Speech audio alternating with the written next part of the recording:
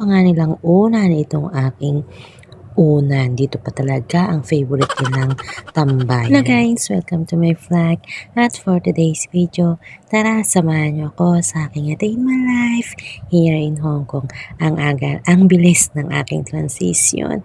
At yun nga, gabi nga yung umpisa ng aking video. At ngayon ay umaga na. Sayang din naman kasi yung video ng dalawa kong pusa. Abay, pandagdag content ko din naman yun. Wala pa rin nga sa bahay yung aking alaga na binata na itatago natin siya ngayon sa pangalan na Juan. Ibig sabihin ay Juan naman.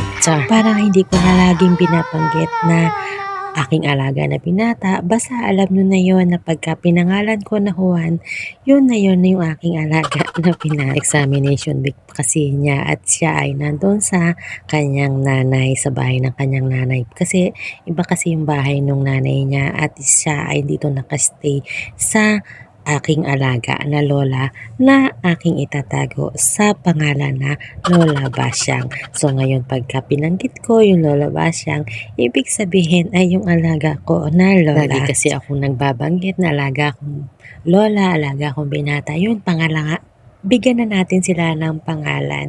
At ngayon nga ay tapos na akong magdinis ng bahay at wala na akong magawa, maaga pa. So ang ginawa ko muna ay inayos ko muna yung mga pagkain ng aking alaga na pusa. Daldal ako ng daldal dito. Ito nga palang aking video ay tanghali na pala at ako naman na ay magliligpit na noong aking mga sinampay. Kasi nga ang tirik ng araw. Kaya ang bilis na natuyo nung aking mga sinampay. Dito nga pala ako sa labas ng pitana naglalagay ng mga nilabhan or ng mga nagpapatuyo ng damit kasi nga ayaw ng aking lola na nagsasampay dito sa loob ng bahay, lalo na pagka ganyang mainit ang araw. Gusto niya nasa labas nagsasampay kasi nga daw sabi niya ay hindi daw maganda yung amoy na damit pagka hindi naarawan.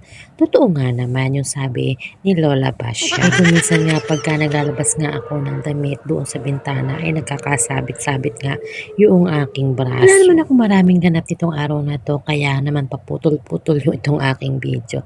At ngayon naman ako ay magluluto na ng dinner.